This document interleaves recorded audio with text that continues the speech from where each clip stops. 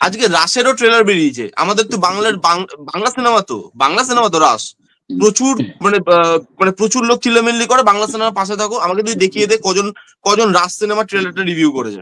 View নেই তো। শোন ভাই, আমি এটা লাস্ট 2 বছর ধরে দেখছি। রাসের ট্রেলারটা যখন আমি দেখেছি, আমি 2 ঘন্টা লেটে দেখেছি রাসের ট্রেলার, যখন রিলিজ হয়েছে ইউটিউবে। 2 ঘন্টাতে আমি দেখি রাসের ট্রেলার ভিউ পেয়েছে 1800টা। নর্মাল ইউটিউবার 1800 1.8K 2 ঘন্টায়। একটা বাংলা সিনেমা বাংলাতে রিলিজ করছে, বাংলার এখানে রিলিজ করছে, সেখানে এতগুলো ইউটিউবার আছে যারা ওয়ার দেখে কি করে মানে তাড়াতাড়ি হাগবে সেইটা নিয়ে তাদের মারামারি লেগে গেল যে ওয়ার টু দেখে আমি কি করে তাড়াতাড়ি রিভিউ দেবো। রাসের ট্রেলারে 1800টা ভিউজ হয়েছে 2 ঘন্টায়। তারপরে তারা আবার ফেসবুকে লিখবে আমরা বাংলা সিনেমার পাশে আছি। এত বড় আমরা বাংলা সিনেমার পাশে আছি। আমাদের এখানে বাংলাতে মুভি রিভিউ কমিউনিটি বাদ দিয়ে যত কন্টেন্ট ক্রিয়েটররা আছে, তারা কেউ ফ্রিতে বাংলা সিনেমা নিয়ে কথাবার্তা বলে না। ঠিক আছে, মাল ছড়াও তবে তোমার টিজার ট্রেলার নিয়ে আমি কথাবার্তা বলবো, তবে তোমার সাথে ইন্টারভিউ করব, তবে তোমার সিনেমার আমি 5-6টা মিষ্টি মুখে মেনি মুখে ভালো রিভিউ আমি করব। ভাই অনেকে ভাই অনেকে আবার বুক পিটিয়ে বলে আমি কিন্তু পেড রিভিউ করি না। যারা পেড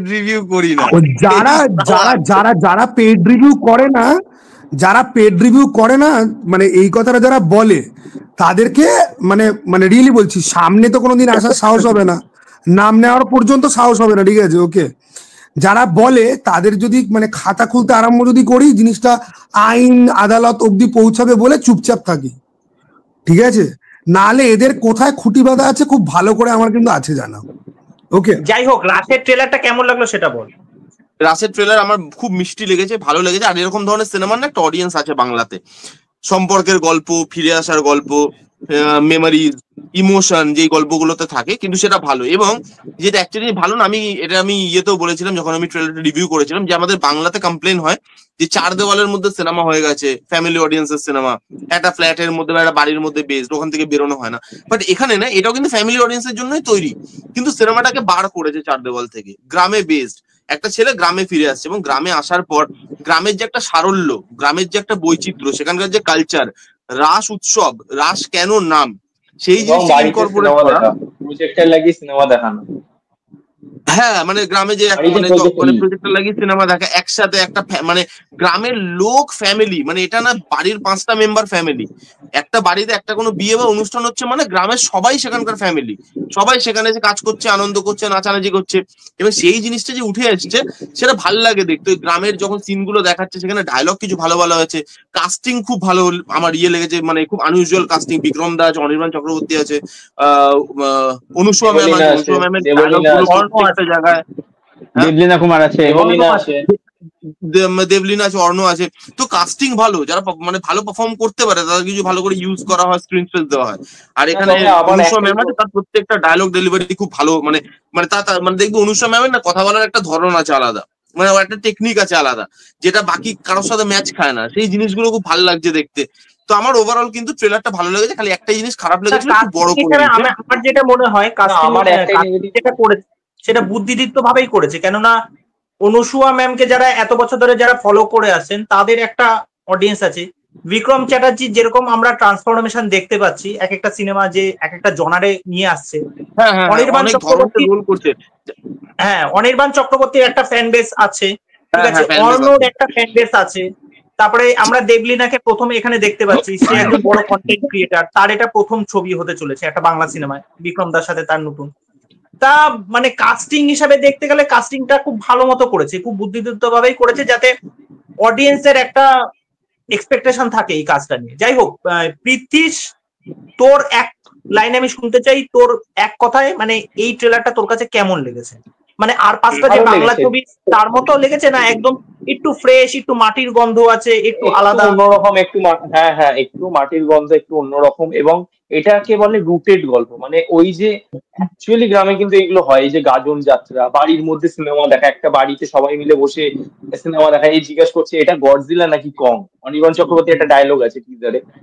তো ওই জিনিসগুলোর সাথে কানেক্ট করা যায়, মানে এইগুলো সত্যি, মানে ওখানকার অডিয়েন্সদের তো এতটা এক্সপোজার নেই, তো সেই অনুযায়ী এগুলো খুব রিলেটেবল। তবে একটা জিনিস আমার খুব বাজে লেগে, মানে এইগুলো আমি আগের দুটো সিনেমা, মানে আমার বসের ক্ষেত্রেও বলবো, যে এরা কি করছে বেশিরভাগই দেখছি বাংলা সিনেমা ট্রেলার যেটা হচ্ছে ম্যাক্সিমাম জিনিসটাই রিভিল করে দিচ্ছে, তাহলে আর সিনেমা হলে কি দেখবো আলাদা, সব কিছু বলে দিচ্ছে। এটাই হলো প্রবলেম লাগলো আমার, আর কিছু না। গল্পটা কিছুটা দেখাও ভাই, পুরো কেন দেখাচ্ছ তুমি, কি হবে না হবে। এক্স্যাক্টলি, মানে ট্রেলারটা এতটাই বড় করেছে, মানে ট্রেলারটা একটু মানে কাটার দরকার ছিল, মানে পুরোটাই রিভিল করে দিয়েছে ট্রেলারটা, মানে অ্যাকচুয়ালি কি হতে চলেছে আমরা ট্রেলার দেখে যেটা সাধারণত বুঝতে পারি, হ্যাঁ গল্পটা ভালো হবে, সিনেমাটা নিশ্চয়ই ভালো হবে, সেটা একটা আশা রাখছি। তা পৃথ্বীশ, তুই তো, আমি যেটা শুনলাম তোর কাছ থেকে, তুই তথাগততার সাথে তোর তো ইন্টারভিউ আছে, তা তুই এই কাজটা নিয়ে কতটা এক্সাইটেড সেটা বল। পৃথ্বীশ বলছি, সৌম্য, তুই তো তথাগততার ইন্টারভিউ নিবি শুনলাম, তা তুই এই কাজটা নিয়ে কতটা এক্সাইটেড? আমি ভীষণ এক্সাইটেড, কারণ এই যে ট্রেলারটা আমি মানে আমি দেখে আমার খুব ভালো লেগেছে। আমি সকালবেলা ওদের লঞ্চেই দেখেছি, আমাদের বাড়ির সামনেই এটা হয়েছে। তো এখানে আমার প্রত্যেকটা চেনা পরিচিত সবাই রয়েছে, বিক্রমদা রয়েছে, রণজয়দা রয়েছে, তো যাদেরকে দেখেছি এতদিন ধরে তারা রয়েছে। এবার সবাই একসঙ্গে থাকলে, সব ভালো কাস্ট একসঙ্গে থাকলে মানে কাজটা দেখতে খুব ভালো লাগে, যেটা আমরা এর আগে সত্যি বলে সত্যি কিছু নেই তো দেখেছি, অনেক ভালো ভালো কাস্ট একসঙ্গে রয়েছে, কাজটা ভালো হয়েছে। তো দুটো সম্পূর্ণ আলাদা গল্প, তো এখানেও যেহেতু অনেকগুলো বড় বড় কাস্ট, সব ভালো ভালো অভিনেতা অভিনেত্রীরা একসাথে রয়েছে, তো আমার মনে হয় এই কাজটা ডেফিনেটলি ভালো হবে। এবং প্রীতিশ যেটা বললো যে এই ধরনের মানে এই ছবিটা দেখার অডিয়েন্স আমাদের এখানে রয়েছে, আর তথাগত মুখোপাধ্যায়ের কিন্তু আলাদা একটা ফ্যান বেস রয়েছে তার ডিরেকশনে, কারণ তার বাদ বাকি যে ডিরেকশন গুলো ছিল সেগুলো কিন্তু ভালো ভালো সিনেমা ছিল, সে খাজা ডিরেক্টর নয়। আচ্ছা আচ্ছা, সৌভিক দা আমাকে বলো, এই যে এই ধরনের সিনেমা যে বিক্রম চ্যাটার্জি মানে বারংবার নিয়ে আসছেন, মানে এক একটা জনারে যে কাজ করছে, বিক্রম চ্যাটার্জির এক্সপেকটেশনটা, মানে তার প্রতি যে এক্সপেকটেশন জনসাধারণ, এটা কিরকম ভাবে দেখছো যে বিক্রম যে এক একটা জনারের কাজ করছে? দেখো, প্রথম কথা হচ্ছে যে বিক্রম চ্যাটার্জি একজন খুব ভালো অভিনেতা, এবং যেটা ভালো সেটা হচ্ছে যে বিক্রম চ্যাটার্জি কিন্তু পারিয়া করার পরে সে কিন্তু আবার অ্যাকশন থেকে ফিরে কিন্তু যায়নি, সে কিন্তু যেখানে কিন্তু নানা রকম এক্সপেরিমেন্ট করছে, নানা জনরা সে কিন্তু কাজ করছে, ঠিক আছে। তো সুতরাং কি হচ্ছে, এটা কি হচ্ছে, সব সিনেমার একটা নিজস্ব অডিয়েন্স থাকে, তো সে কিন্তু চেষ্টা করছে সব রকমের অডিয়েন্সে কিন্তু পৌঁছে যাওয়ার আর কি। কারণ দেখো, পারিয়া এক ধরনের সিনেমা, অ্যাকশন প্যাক সিনেমা, তারপরে হচ্ছে সূর্য এক ধরনের সিনেমা, রাস আরেক ধরনের সিনেমা, এক এক সময় কিন্তু এক এক ধরনের টাইপ, কিন্তু সরস্বতী এক ধরনের সিনেমা, ও কিন্তু নানা ধরনের কিন্তু পৌঁছানোর চেষ্টা করছে, এটা কিন্তু একটা খুব ভালো সাইন আর কি, মানে এক্সপিরিয়েন্স পাওয়ার জন্য আর কি, এটাই। আচ্ছা, এবার আমি স্বর্ণর কাছে যাচ্ছি। স্বর্ণ, তুই আমাকে বল যে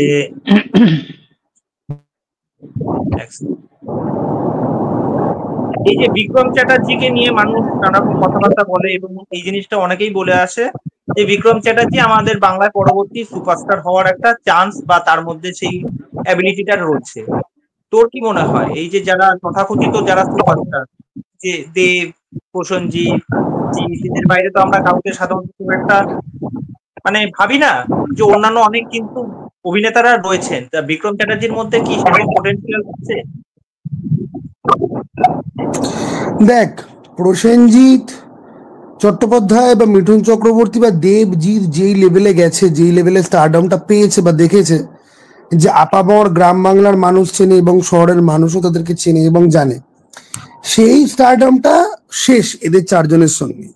সেই স্টারডামটা আর কেউই কোনোদিন পাবে না, কারণ এরা যেই ধরনের সিনেমা করে স্টারডাম পেয়েছে, সেই ধরনের সিনেমা আর বাংলাতে তৈরি হয় না।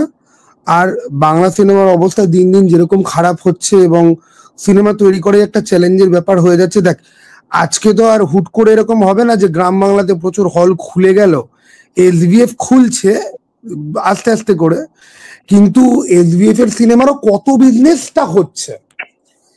যদি বছরে 50টা যদি 10 কোটি টাকা আর্ন করার মতো সিনেমা যদি তৈরি যদি হতো, তাহলে পরে এই ইন্ডাস্ট্রির একটা জায়গাতে যাওয়া উচিত, মানে যেতে পারতো, সেটা কিন্তু হয় না। এবং এই নাম্বারটা কিন্তু আরো কিন্তু কমবে, এর মধ্যে অনেক রাজনৈতিক প্রেক্ষাপট আছে, অনেক কিছু আছে, ফলে এই 4 জনের মতো। হ্যাঁ বল। বলছি যে তুমি সিনেমা হল খোলা নেই বললে তো, এসবিএফ আর এসএসএস সিনেমা।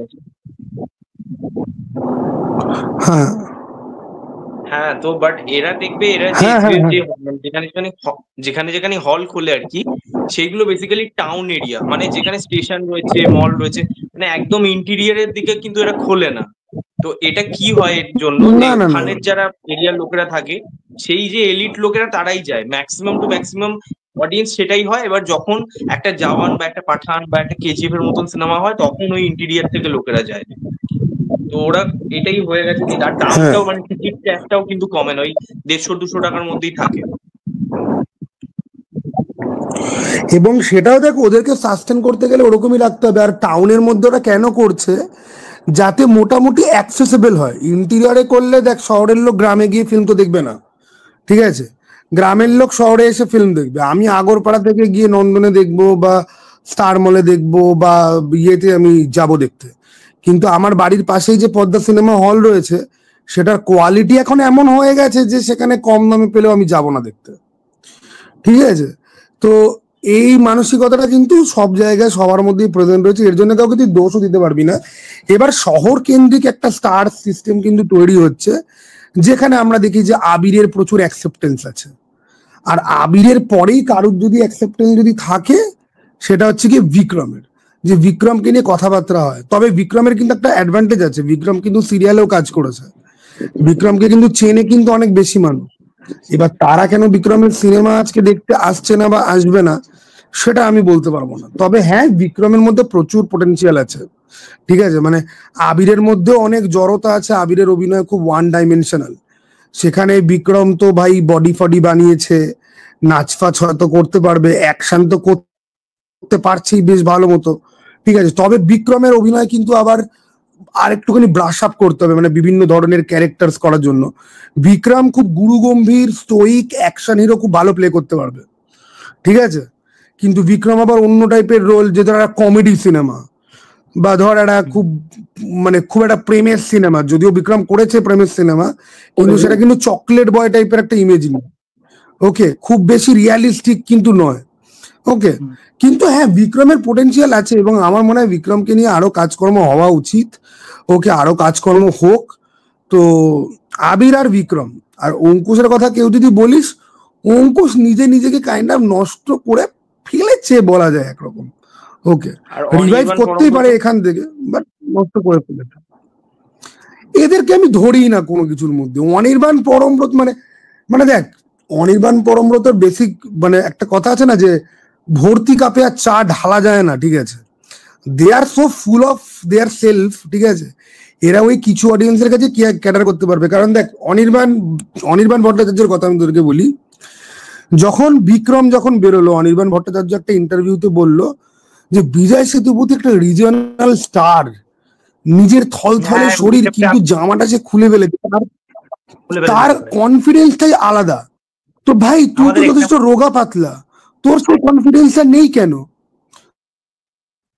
তোর সেই কনফিডেন্সটা নেই কেন? আজকে ভারতবর্ষে বা আমাদের কলকাতাতে বলছি, ওইখানে কিন্তু বলেছিল যে আমার এডুকেশনটা ওই যেটা বিলং করে না, মানে আমার এডুকেশনটা ওইটা নয়, আমার প্রসেসটা ওটা নয় অ্যাক্টিং এ, যার জন্য আমি হয়তো করতে পারবো না ওটা, আমি সেই জন্য এলিজিবল নই। এটা যদি বলে না, আমি তোকে বলছি, আমি যদি এটা যে দিয়েছিল না, এই অ্যান্সারটা কত বড় মানে ভুয়ো অ্যান্সার, আমি তোকে বলছি। এই যে দেবের যে আরশিনগর, তাতে কিন্তু অনির্বাণ ভট্টাচার্য একটা চশমকোট লুচ্চা লম্পটের রোল প্লে কিন্তু করেছিল, ঠিক আছে। ব্যাপারটা কি বলতো, এরা না নিজেদেরকে ভাঙতে চায় না। আমি পরমব্রত চ্যাটার্জির ব্যাপারে রজতাভ দত্তকে একবার বলতে দেখেছিলাম যে পরমব্রত চট্টোপাধ্যায় অসম্ভব ইম্পাংচুয়াল, ওর জন্য গোটা সেটের লোক ওয়েট করছে, ও দিব্যি হেলতে দুলতে এলো কারণ ও ঘুমিয়ে পড়েছিল বা ও জিম করছিল, ওর খেয়ালই নেই। এরা যত বেশি কর্মটা হওয়ার নাটক ইন্টারভিউতে এসে করে না, যে আমরা অনেক পরিশ্রম করেছি, ওই করেছি, সেই করেছি, হ্যান করেছি, ত্যান করেছি, তুই কাজের কোনো ইয়ে তুই দেখতে পাবি না। আজকে কলকাতার বুকে একটা রিয়েল লাইফ ক্রাইমের ঘটনার উপরে বেস করে অভিরূপ ঘোষ এই মৃগয়া সিনেমাটা বানাচ্ছে। কলকাতার ক্রাইমের ইতিহাস খুঁজলে পরে এরকম সিনেমাটিক ঘটনা আরো পাওয়া যাবে।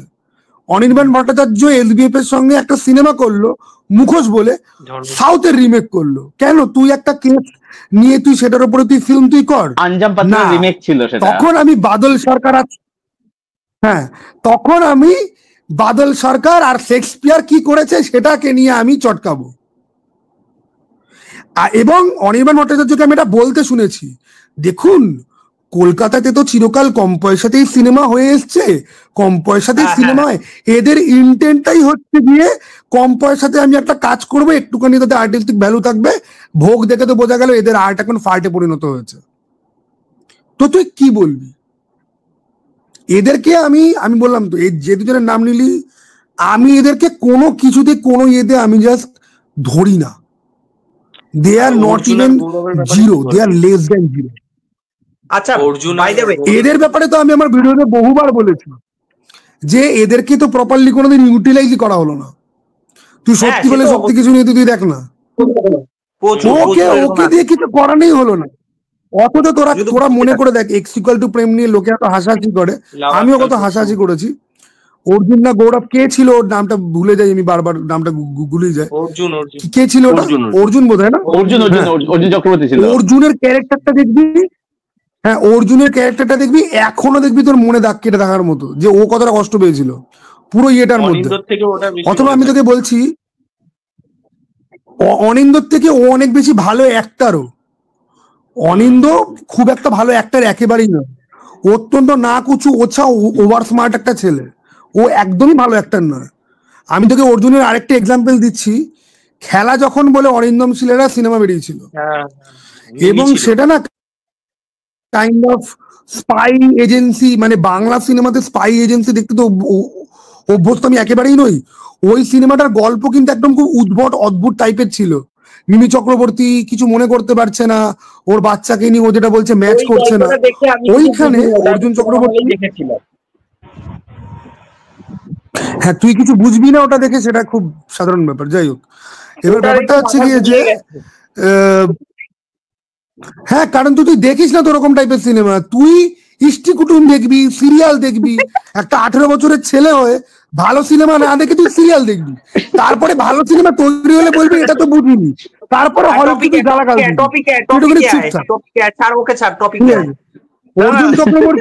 অর্জুন চক্রবর্তী খেলা যখন অ্যাকশন করেছিল, ঠিক আছে, অর্ণ ওখানে একটা অ্যাসাসিনের ভূমিকাতে ছিল। ইভেন কি কিছু বয়স্ক লোকজন, অন্নদা শঙ্কর না কে, তারা পর্যন্ত অ্যাকশন করেছিল, ঠিক আছে, ওই ফিল্মটার মধ্যে। ফিল্মটা ফ্লপ হয়েছিল একদম, কিন্তু ওটা খুব অদ্ভুত একটা ফিল্ম ছিল, আনএক্সপেক্টেড।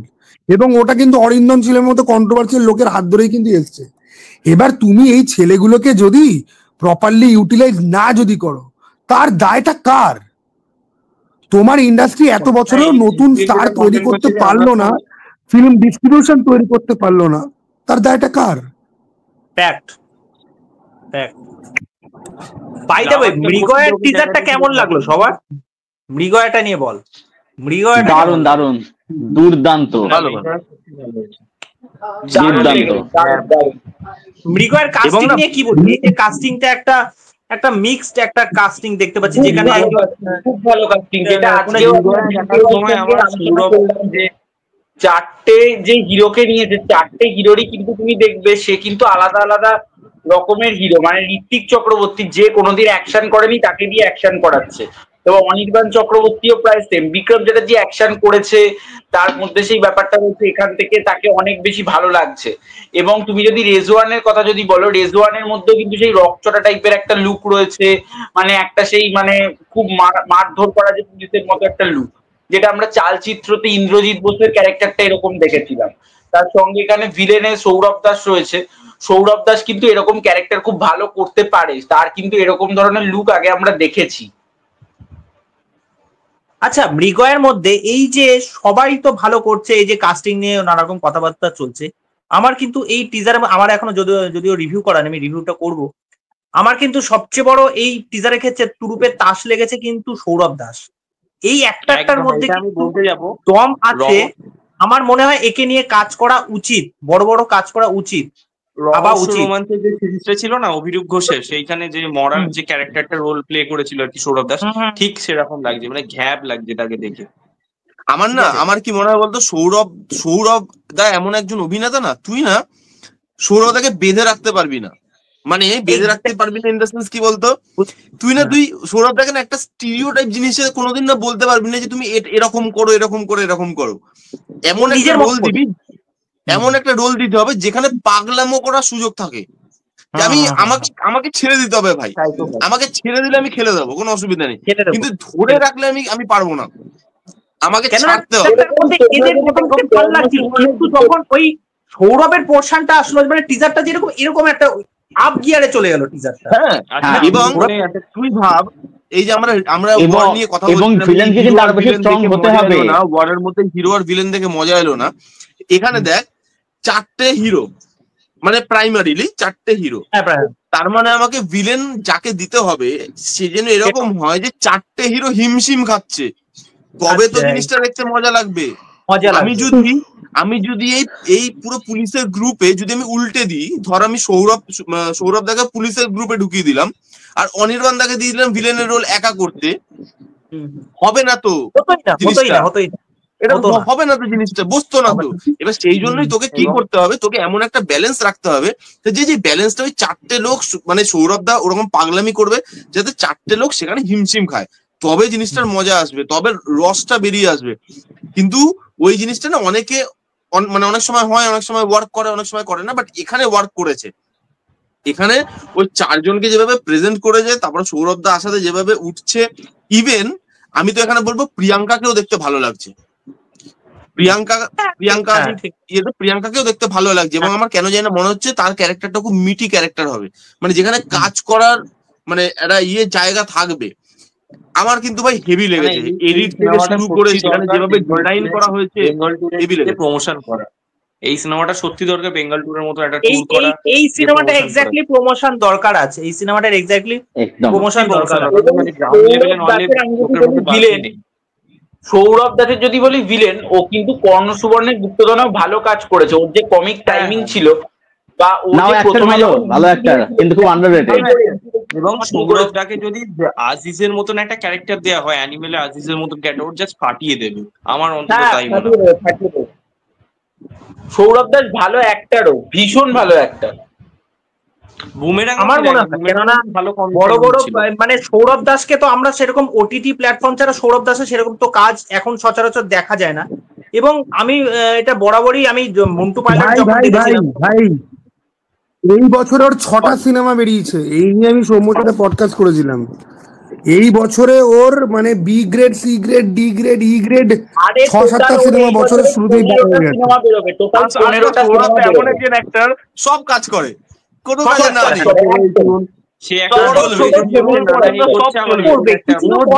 যাবে না, ও দেখতেও জানে যে তোর, হ্যাঁ মানে ও না ওইটা নয়, ও দেখতেও যায় না যে তুই কত মানে তুই এর আগে কি বানিয়েছিস, তুই প্রোডাকশনে কত টাকা ঢালছিস, তোর বাজেটটা কত বড়, তোর বাজেটে কে বড় হিরো হিরোইন আছে, তোর বাজেটটা কত ভালোভাবে প্রমোশন হচ্ছে।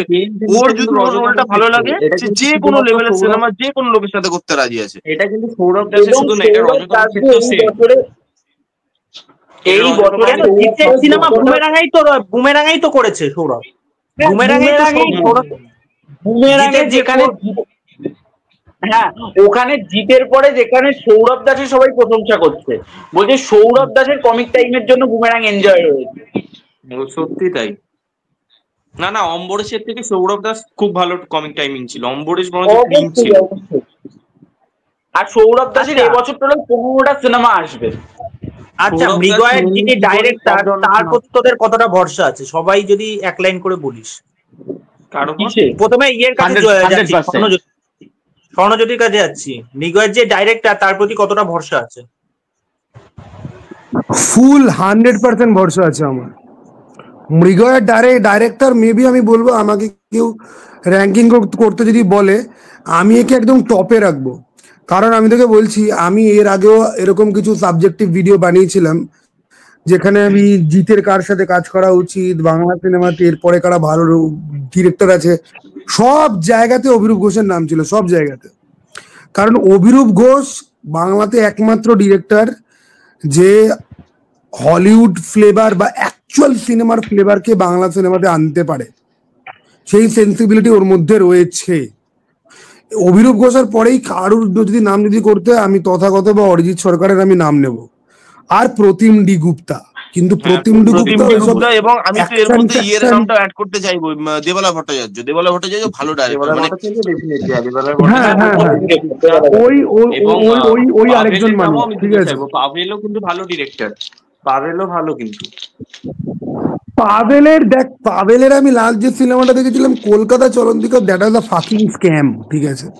মানে অত জঘন্য সিনেমা খুব কমই আছে। পাভেলের রাবণ আমি দেখেছি, এবার পাভেলের বয়সটা অল্প, পাভেলের কাজও সেরকম ভাবে আসে না। রাবণ এরকম প্রচুর ডিরেক্টর ফিরেক্টরও তো রয়েছে। অসুর। এবার আমাকে কেউ যদি বলে যে পরমব্রত, সৃজিত, কৌশিক গাঙ্গুলি, শিবপ্রসাদ এই একটা গ্রুপকে তুমি এগিয়ে রাখবে, নাকি তুমি অভিরূপ ঘোষ, তথাগত মুখোপাধ্যায় বা অরিজিৎ সরকার, যার তো আমি মনে করি যে অরিজিৎ সরকারকে এই মুহূর্তে একটা দিয়ে দেওয়া উচিত, ঠিক আছে, প্রতিম ডি, এই গ্রুপটাকে তুমি এগিয়ে রাখবে। আমি এই গ্রুপটাকে এদের এই গ্রুপের থেকে অনেক বেশি এগিয়ে রাখবো, কারণ এরা জেনে বুঝে অডিয়েন্সকে টেকেন ফর গ্র্যান্টেড নিয়ে জঘন্য সিনেমা বানায়, কারণ এরা বেসিক্যালি অলস, ঠিক আছে। ওকে, এবং এদের কাছে স্টার পাওয়ার রয়েছে। অংশুমান পত্তুল, রাজা চন্দ্র, ওদেরকে তুই আমাকে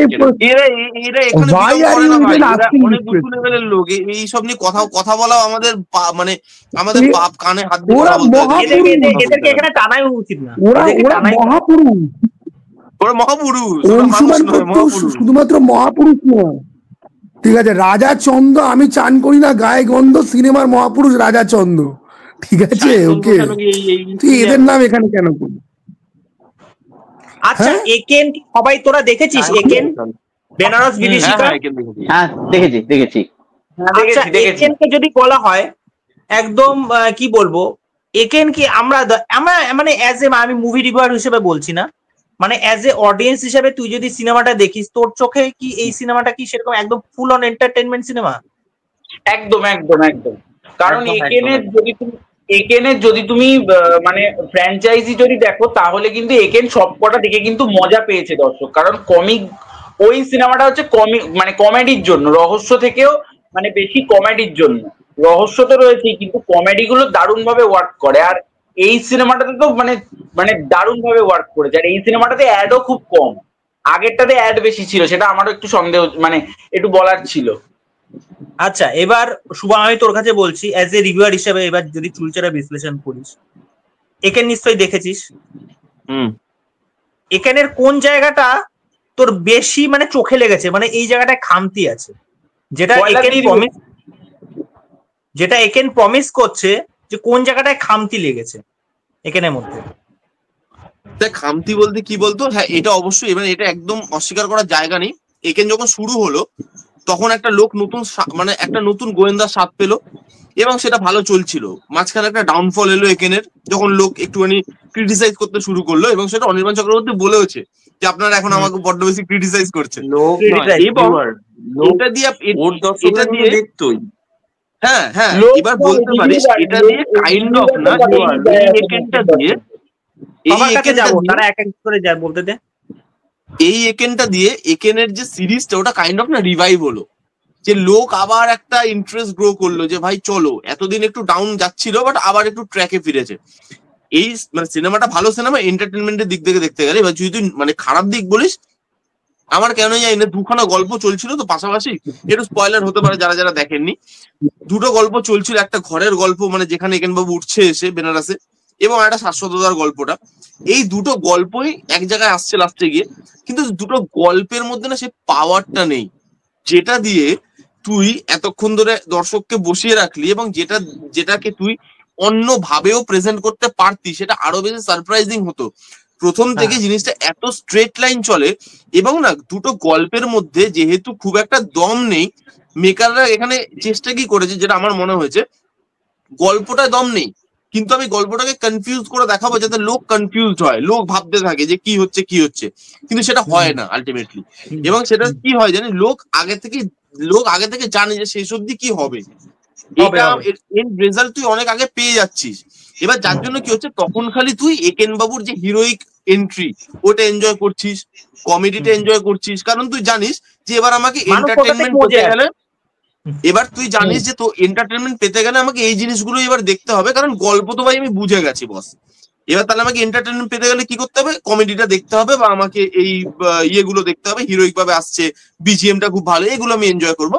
গল্পটা এবার ঠিক আছে ছেড়ে দিলাম, এবার গল্পটা আরো ভালোভাবে প্রেজেন্ট করা যেত, কিন্তু তারা গল্পটা সিম্পল গল্পটাকে ভালোভাবে প্রেজেন্ট করতে পারেনি। আর আরেকটা জিনিস জানিস, সিম্পল গল্পকে না সিম্পল ভাবে প্রেজেন্ট করাটা একটা আর্ট, এটাও সবাই পারে না, এটাও সবাই পারে না। যেটা মনে হয় শাশ্বত চট্টোপাধ্যায়কেও কিন্তু সেরকম ভাবে একটা খেলো ভাবে করে দিয়েছে, কাউকেই না। এখানে অনির্বাণ চক্রবর্তী, সোমক আর সুভদ্র এই তিনটে ক্যারেক্টার ছাড়া, ঈশার ক্যারেক্টার, গৌরবের ক্যারেক্টার, শাশ্বতদার ক্যারেক্টার, ওইখানে পুলিশ অফিসার পুরো ট্রাভেল ব্লগের মতো, পুরো ট্রাভেল ব্লগ চলছে, পেছন পেছন যাচ্ছে, খাবার খাচ্ছে, ফটোশুট করছে, এই ক্যারেক্টার বিশ্বনাথ সাজেশনেও ছিল এই যে এই টেমপ্লেটে এরকম ভাবে ট্রাভেল ব্লগ, এটা রুদ্রসার সাজেশনও সেম জিনিসটা ছিল এখানে। তাও আমি বলবো একটু কম হয়েছে। ওই তিনটে ক্যারেক্টার ছাড়া এখানে কোনো ক্যারেক্টারকে এস্টাবলিশমেন্ট দেওয়া হয়নি, কোনো ক্যারেক্টারকে সেভাবে ফ্লেশ আউট করে বার করা হয়নি যাতে কেসটা দেখতে মজা লাগে। এখানে অনির্বাণ চক্রবর্তী পারফর্ম হেভি করেছে, এবং মানে সেই হিউমারটাকেই বেশি প্রাধান্য, কেসের থেকে আমার যতটা মনে হয় হিউমারটাকেই বেশি প্রাধান্য দিয়েছে। এবং মুখটা হওয়ার দরকার ছিল যে রহস্য উদ্ঘাটন, রহস্য উদ্ঘাটন। এই যে লাস্টের দিকে একটা ওই গঙ্গার জল থেকে একটা ত্রিশূল নিয়ে বেরিয়ে আসলাম, ওই একটা এন্ট্রি দিয়ে দিলাম, ওটাতে এই জিনিসটাও খুব একটা মানে ওটাতে কি বলতো, ওটাতে সার্টেন একটা ওই মোমেন্ট ক্রিয়েট হচ্ছে, আচ্ছা চলো এইভাবে তো একেন বাবুকে দেখিনি, ভালো লাগলো দেখে। কিন্তু ওই মোমেন্টটা তখনই ভালো লাগবে যখন কেসটা ভালো হবে, এবং কি সিম্পল জিনিসটাকে এরা অনেক ঘুরিয়ে পেঁচিয়ে দেখাতে গিয়ে এক একটা টাইমে না বোর লাগছে। তখন তুই তো জানিস যে এন্ডারটা কি, তুই তো বুঝতে পারছিস যে মেকাররা কি করছে, এত কেন ঘুরিয়ে পেঁচিয়ে দেখাচ্ছ, সিম্পল দেখাও না বস, তাতে প্রবলেম কোথায় আছে? তো আমার মনে হচ্ছে ওই নেগেটিভ দিকগুলো ওইগুলো আছে, ক্যারেক্টার এস্টাবলিশমেন্ট হয় না, এবং তারপরে গল্পটা খুব সিম্পল হয়ে গেছে। এইগুলো ছাড়া বাকি একেন বাবু ভাল লাগবে, ফ্যামিলি এন্টারটেইনিং মুভি, তুমি গিয়ে সবার সাথে এনজয় করে আসতে পারবে। আচ্ছা, লাস্টে একটা কথা জিজ্ঞেস করবো, এই যে একেন তোদের কি মনে হয় এই যে কালেকশনটা করছে, এটা কি বাংলায় রিসেন্টলি মানে এই বছরে, মানে এই কয়েকটা মাস তো হয়েছে, কয়েকটা মাসে যে কটা ছবি বেরিয়েছে সেগুলো কি বিট করে দিতে পারবে? একদম একদম, হ্যাঁ অলরেডি করে দিয়েছে মনে হচ্ছে। আমার কাছে কালেকশন সেটাকেও বিট করে দিয়েছে, এবং মানে আমার খুব ভালো লাগে যে বাংলা ছবি চলছে, সবকটা বাংলা ছবি মোটামুটি ওয়ার্ক করলো। ধরো সত্যি বলে সত্যি কিছু নেই, এই রাত তোমার আমার, কিল বিল সোসাইটি, পুরাতন, এইদিকে আমার বস, বেনারসি বিভীষিকা, সবকটাই মোটামুটি ভালো চলছে। এবং আমি চাই হ্যাঁ এই রাত তোমার আমার কথাও বলেছি। তো সবকটাই ছবি হিট হয়েছে বক্স অফিসে, একদম ক্লিন হিট, যেটা আগের বছর আমরা পাইনি। তো এটা খুব ভালো লাগছে, লোকে বাংলা সিনেমা দেখতে যাচ্ছে, এবং আমি চাইবো যে সামনের দিনেও যাক আর কি, মানে লোকে সিনেমা দেখে। এবং বাংলা সিনেমা সামনের দিনে ভালো ভালো প্রজেক্ট আসছে, এমন না যে খালি মার্কেট আছে, বাংলা সিনেমার ভালো ভালো প্রজেক্ট আসছে, সেগুলো ভালোভাবে করতে পারলে। আর না একেন বাবুর ক্ষেত্রে কি হয় বলতো, যেটা আমার মনে হয় একেন বাবু যখনই হলে এসছে নিজেকে প্রুভ করেছে যে আমি পারি। আফটার কোভিড কেউ আসতে চাইছে না হলে, আফটার কোভিড কেউ নেই হলে, বলছে সবাই ভয় পাচ্ছে মানুষ আসবে না, একেন একা এলো হিট দিয়ে বেরিয়ে গেল, তখন লোক সাহস করেছে না দর্শক আছে। টনি ক্রিসমাসে চলেছিল, তারপরে একেন রিলিজ করলো, একেন কেজিএফ এর সামনে যা ব্যবসা করেছে দেখবার মতো, কেজিএফ এর সামনে। আর একের নিয়ে যারা বেশি জ্ঞান দেয় তাদের এটা জানা উচিত যে মানডে টিউসডে মানে আজকে তো অফিস ডে, আজকে বিকেল কালকে বিকেল এগুলোতে প্রচুর হাউসফুল, প্রত্যেকটা শো হাউসফুল। আচ্ছা আমি এখানে একটা ছোট করে কোয়েশ্চেন করতে চাই স্বর্ণজ্যোতি দাকে। আচ্ছা লোকে যে বলে বাংলা সিনেমা চলে না, তাহলে এই যে চলছে সিনেমাগুলো, এটাকে তুমি বলবে বাংলা সিনেমা খুব ভালো অবস্থায় রয়েছে, রমরমিয়ে চলছে? না দেখ ভাই, তোর একটা সিম্পল জিনিস বলছি, আমাদের রাজ্যে এমন কোনো জিনিস নেই যেটা ব্যাঙ্গালোরে নেই বা মুম্বাইতে নেই, বম্বেতে নেই। ওখানে এক একটা সিনেমার, ওখানকার রিজনাল ইন্ডাস্ট্রির সিনেমা কত করে বিজনেস দেয় তুই আমাকে বল না।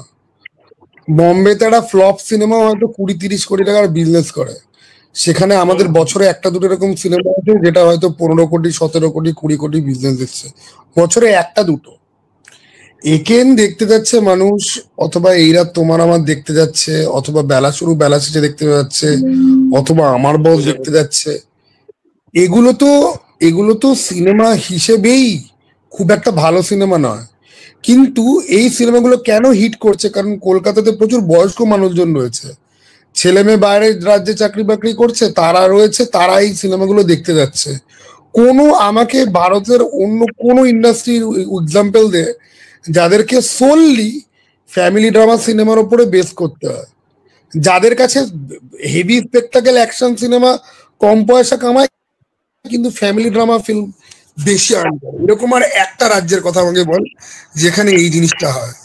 দেখ একে চলছে নো ডাউট, করতে তো সেরকম লাগছে 14 দিন 16 দিনের মধ্যে একটা সিনেমা শুট করে ফেলছে, লাগছে না, সেটা তারা বানাচ্ছে তাদের বাজেট ওয়াইজ, তারা জানে যে এটাকে তারা বেশি নিয়ে যেতে পারবে না, ঠিক আছে? এবার বাজেটে তারা নিয়ে যেতে পারবে না, তার প্রবলেম হচ্ছে কি যে কি ভাই তুই আজকে বল না, একেন যে তৈরি হয়েছে শহুরে লোকদের কথা ভেবে এটা কিন্তু তৈরি হয়েছে, এটা কিন্তু সারা পশ্চিমবঙ্গের মানুষের কথা ভেবে তৈরি করা কিন্তু হয়নি।